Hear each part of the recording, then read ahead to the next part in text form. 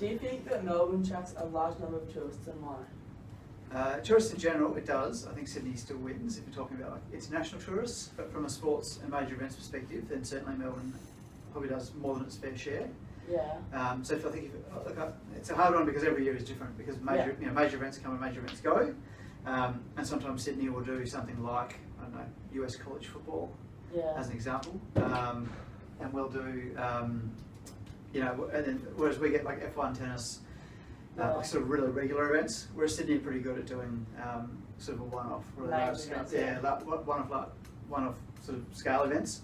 But yeah, I mean, you talk about something like between the grand final, spring racing carnival, into cricket, into tennis, into F1.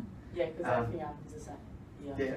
So they do, and they do quite a good job. Melbourne does quite a good job of spreading that throughout the year, whereas Sydney can be quite concentrated. But Sydney does better overall numbers. But look, it's one of those hard to tell. NRL's pretty big, rugby's pretty big. So if they have a Bledisloe Cup, for example, in Sydney, and Melbourne doesn't have it, then you'll get like 30,000 people coming from New Zealand just for the Bledisloe Cup. So it all depends on which year and what's on. Yeah. Do you believe that tourism in Melbourne is increasing, and how this will affect Melbourne? It certainly is. Things like a lot of it's based around infrastructure.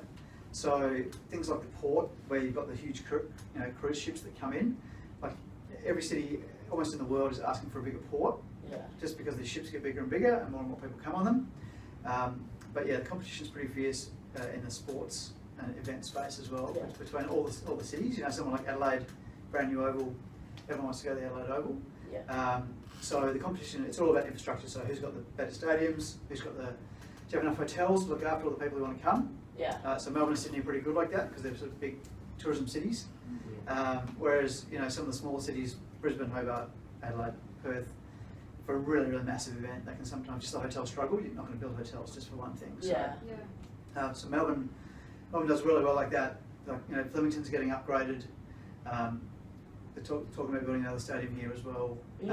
So there's always tennis centre's getting like $250 million upgrade. So yeah, as long as you're putting into the infrastructure, then people will keep coming. For sure. Well, on that note, are there any more big stadium increases due to the population that come to each of the games? Look, we're in a pretty good spot because we've obviously got 100,000 people across the road here, sort of 50,000 people at Etihad. Amy, the square one is sort of 30,000-ish. But yeah, I mean, in the papers there's always new plans. Like you never know what's actually going to happen and what's not. But like we're pretty lucky with the tennis centre. Amy, MCG are really close to each other. And then you've got there's a swimming centre, hockey centre. So Melbourne's got plenty. Even though we knocked down Waverley, there's still plenty here. But Sydney's looking at doing a lot of stuff as well. So I think there's a new Parramatta they're aiming for in Sydney. Obviously Perth's about to open a brand new stadium with 60,000 people across from the WACA. So everyone, and Adelaide Oval's just finished like 2 or 3 years ago.